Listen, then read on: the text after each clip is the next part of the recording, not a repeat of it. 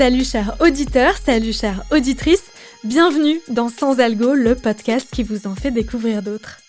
Je suis Mathilde Mélin, journaliste pour Slate.fr et bingeuse de podcasts au quotidien. Si je vous dis 1939-1945, vous me dites la Seconde Guerre mondiale. Et maintenant, si je vous dis 1954-1962, qu'est-ce que ça vous évoque ? Moi, ces dates, elles ne me disaient pas grand-chose jusqu'à récemment. Pourtant, ça aurait dû, puisque ce sont les dates du début et de la fin de la guerre d'Algérie. Cette guerre, j'en ai entendu parler très rapidement. Au collège, j'ai beaucoup pleuré quand Guy est appelé en Algérie dans les parapluies de Cherbourg de Jacques Demy. Au lycée, j'ai le vague souvenir d'avoir étudié le discours de De Gaulle, je vous ai compris. Mais à part ça, rien. Le vide. Et j'avoue que j'avais pas non plus cherché à me renseigner plus que ça. Mais depuis quelque temps, plein de podcasts abordent la guerre d'Algérie parce qu'on a fêté le 18 mars les 60 ans des accords d'Évian, qui marquent le cessez-le-feu après 7 ans et demi de guerre et 132 ans de colonisation. Alors j'ai commencé à les écouter pour essayer de pallier mes lacunes sur cette période de l'histoire. Et il y en a un qui m'a particulièrement plu. Il s'appelle Fragments d'Algérie et il est produit par Paradiso Media. Dans ce podcast, la journaliste Adèle Salmon donne la parole à des descendants de personnes qui ont vécu la guerre d'Algérie pour tenter de tirer le fil de leur mémoire familiale et, par la même occasion, de raconter un peu les différentes facettes du conflit.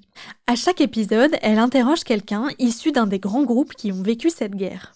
Il y a par exemple Assiba, une Française descendante de résistants algériens. Elle raconte ses difficultés à être une jeune femme d'origine algérienne dans la France d'aujourd'hui.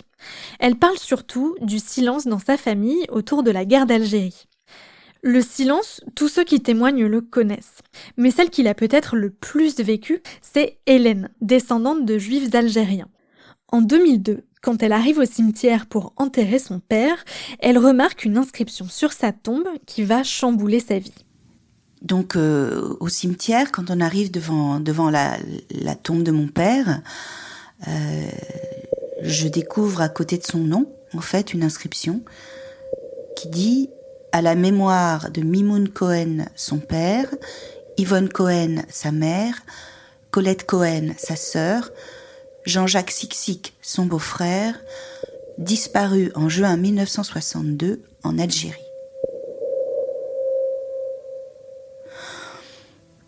Et là, c'est un choc énorme. Je n'ai jamais entendu parler des parents de mon père. Ces noms, je les lis pour la première fois. J'ignorais complètement que mon père avait une sœur qui s'appelait Colette. Disparue en Algérie, je comprends pas ce que ça veut dire. Est-ce qu'ils sont disparus en mer ? Est-ce qu'ils ont été victimes d'un cataclysme, climatique ? Et tout d'un coup, je me dis, mais c'est pas possible, quoi. Pourquoi je ne sais rien sur la famille de mon père, en fait ? J'ai un peu l'impression que le temps s'arrête et que ça remet en question un peu tout mon passé, toute mon enfance, et surtout que je me rends compte que mon père, qui vient de mourir, je le connaissais pas, en fait.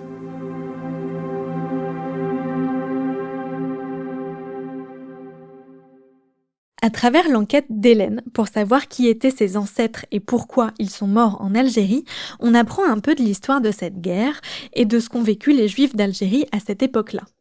Et c'est la même chose pour chaque épisode. Une personne témoigne de son histoire familiale et à travers elle, on soulève le voile de la grande histoire, souvent assez tragique.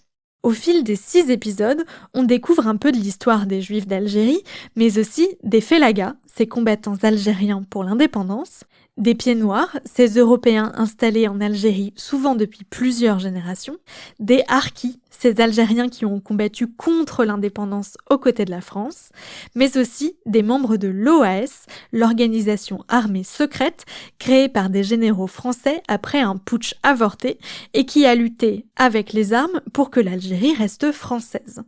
L'épisode qui m'a le plus bouleversée, c'est celui d'Anne-Cécile, petite fille d'un militaire de carrière français qui a combattu en Algérie.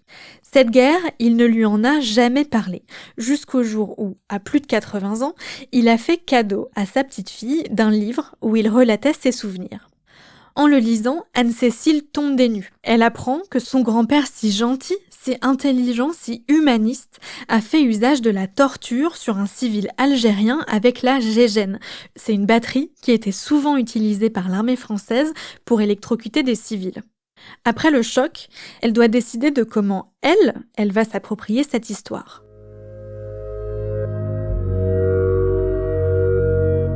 Je ne sais pas qui j'aurais été et ce que j'aurais fait si j'avais été à sa place. Je ne peux vraiment en aucune circonstance dire « Mais enfin, mais tu es fou d'avoir fait ça !» Il s'est choqué lui-même de le faire. Le fait est qu'il l'a fait.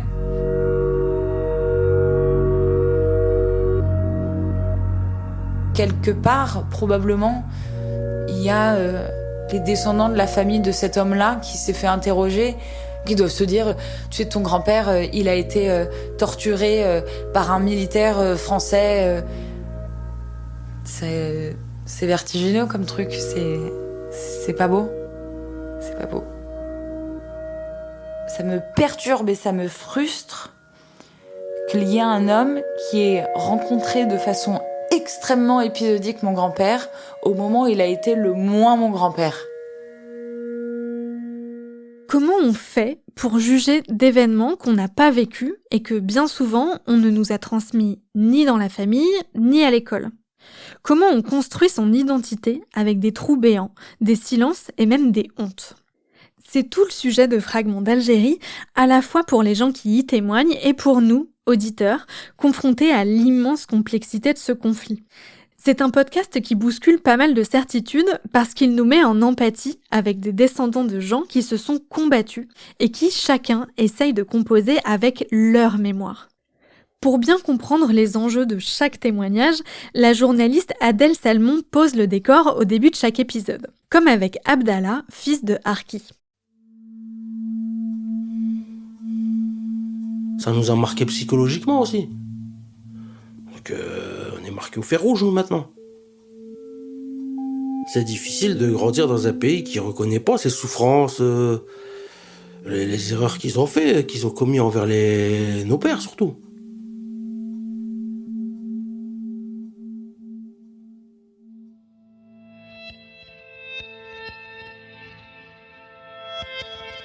Abdallah a grandi à Roubaix dans les années 80. Mohamed, son père, appartenait aux 90 000 hommes arrivés en France à l'été 62 pour fuir l'Algérie. Appelés harkis ou supplétifs, ces hommes avaient servi dans les rangs de l'armée française pendant la guerre. Considérés comme des traîtres en Algérie puis massacrés, ceux qui parviennent à gagner la France sont hébergés dans des camps de regroupement. Ils y resteront avec leurs familles dans des conditions de vie déplorables. Depuis 60 ans, les descendants se battent pour que l'engagement de leur père soit entendu et reconnu par l'État français. Abdallah a dû se construire entre la mémoire à vif de son père et un récit national qui a bien tardé à regarder en face la douleur de cette communauté. Dans Fragments d'Algérie, on apprend le déroulé de la guerre d'Algérie, mais surtout comment sa mémoire ne se transmet qu'au compte-gouttes dans les familles parce que tout le monde préfère oublier. J'ai trouvé ça très malin de raconter la grande histoire par le prisme de la transmission et du secret familial, le tout hyper bien mis en son et appuyé par des archives familiales et historiques qui donnent encore plus de chair aux différents récits. J'ai voulu savoir ce qui avait poussé Adèle Salmon à s'intéresser à la guerre d'Algérie et au silence qui l'entourait, alors je l'ai invitée au micro de Sans Algo. J'ai commencé par lui demander de se présenter. Alors, je m'appelle Adèle, j'ai 36 ans, je suis journaliste de formation, j'ai fait 10 ans de télévision, de reportage et de documentaire, et puis il y a 2 ans, j'ai commencé à faire du podcast. Et à l'occasion des 60 ans des accords d'Évian, j'ai décidé de travailler sur la mémoire des descendants de la guerre d'Algérie.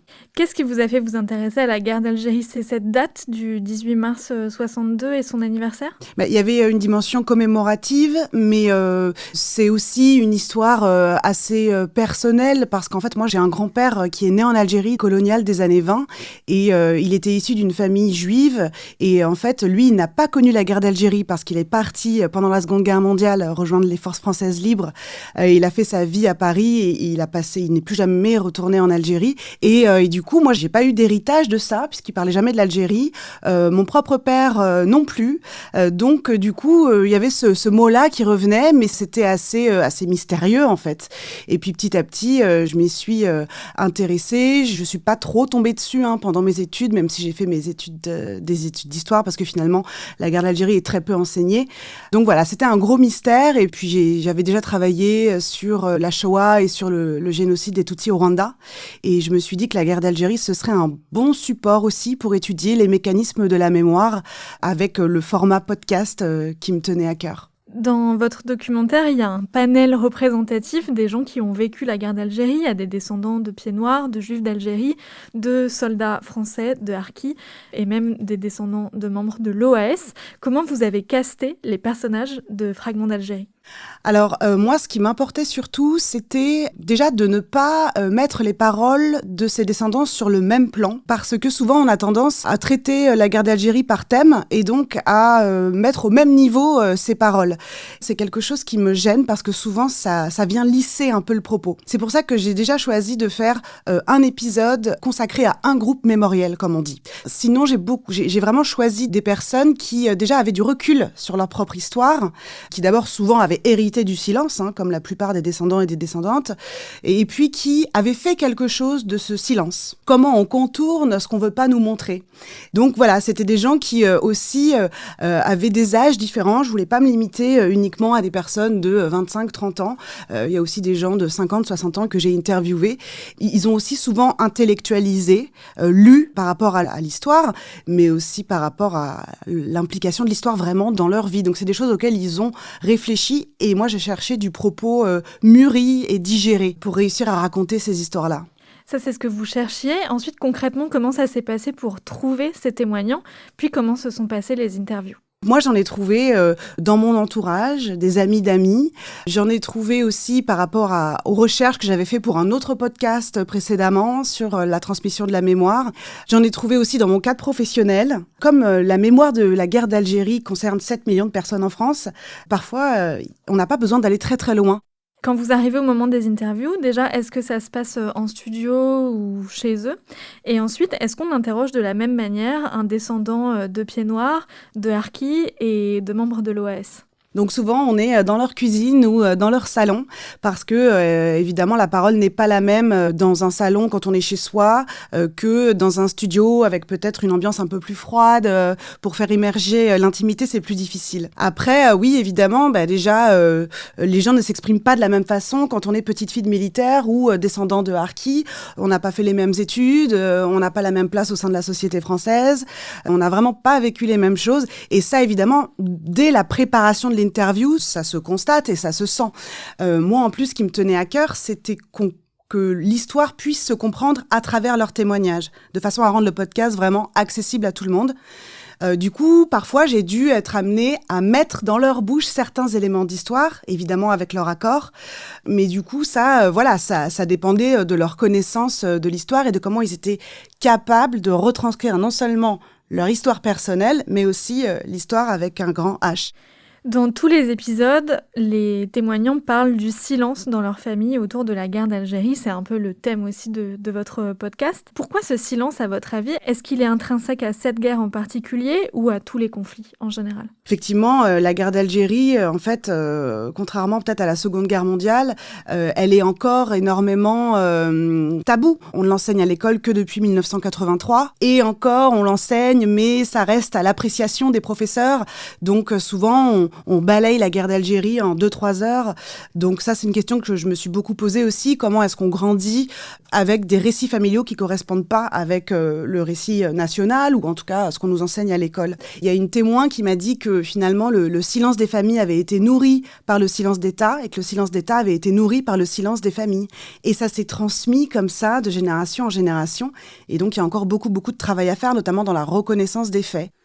Vos témoignages s'appuient pas mal sur des archives, comme le livre que le grand-père d'Anne-Cécile lui donne ou les enregistrements de la famille d'Olivier.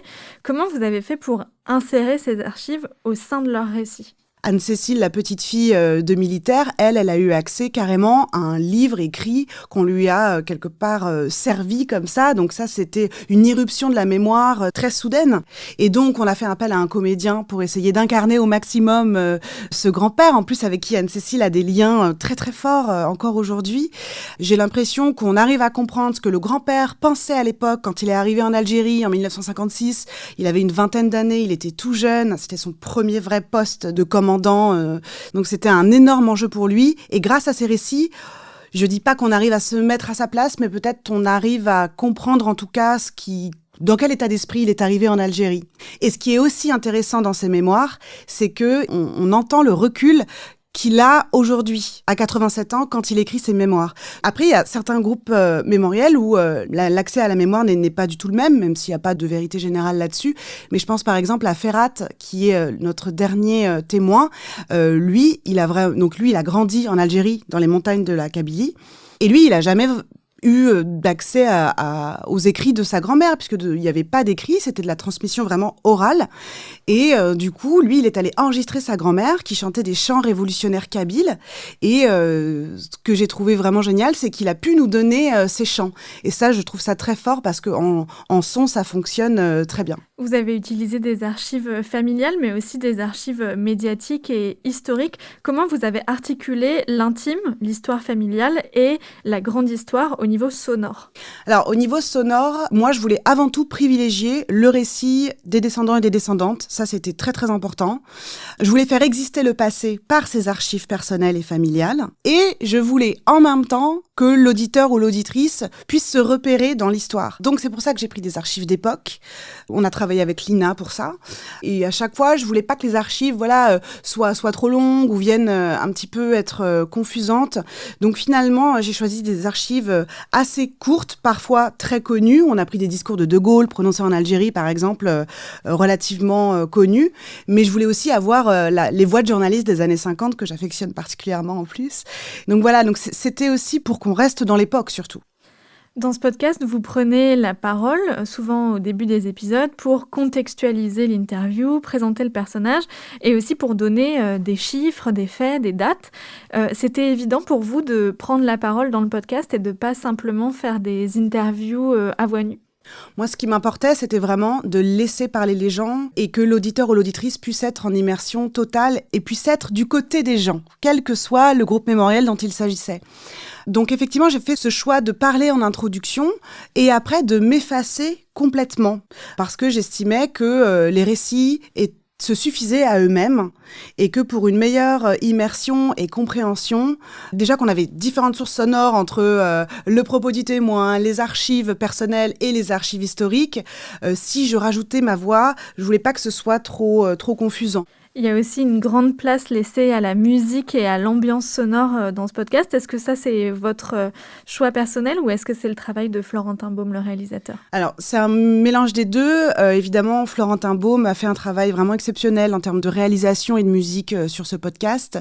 Moi, je voulais effectivement une ambiance musicale assez forte. Mais je ne voulais surtout pas être dans le cliché de la musique orientale qui n'aurait pas forcément servi le propos de mes témoins. Donc, je voulais une musique qui à la fois puisse incarner le passé en Algérie et qui à la fois vienne incarner le présent dans la parole des descendants. Et donc, il y avait un artiste dont j'aimais beaucoup le travail qui s'appelle Casbah, qui est un musicien qui tourne beaucoup en ce moment. Et en fait, Casbah est venu apporter un mélange de passé et de présent avec des sons folkloriques algériens mêlés à des sons électro qui sonnent beaucoup plus musique actuelle. Et le travail de Casbah et de Florentin Baume aussi a vraiment été capital pour rendre ce podcast possible. Pour qui vous avez fait ce podcast ? Pour qui j'ai fait ce podcast ?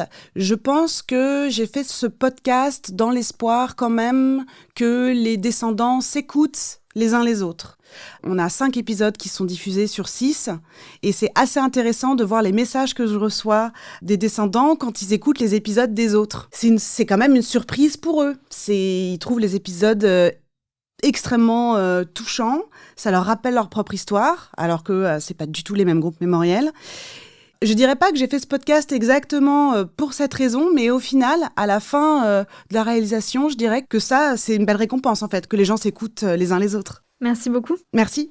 J'espère que ça vous a donné envie d'écouter Fragments d'Algérie, fragments au pluriel, produit par Paradiso Media. 5 des 6 épisodes ont déjà été publiés, le 6e doit arriver dans quelques jours, et un épisode bonus doit être enregistré en public au Hasard Ludique à Paris le 7 avril à 20h. C'est gratuit et la soirée sera clôturée par un DJ set de Casbah, le musicien qui a créé la bande originale du podcast. Et si vous souhaitez découvrir d'autres podcasts sur la guerre d'Algérie, je vous invite à venir faire un tour sur slate.fr où nous venons de publier une sélection aux petits oignons sur le sujet. Merci d'avoir écouté Sans Algo. Comme d'habitude, abonnez-vous, mettez-nous des étoiles, envoyez-nous vos commentaires et vos questions. Et moi je vous dis à la semaine prochaine pour d'autres recommandations garanties 100% sans algo. Sans Algo est un podcast de Mathilde Mélin, produit et réalisé par Slate.fr, sous la direction de Christophe Caron et Benjamin Septem-Ours. Merci à Mona Delahaye pour le montage.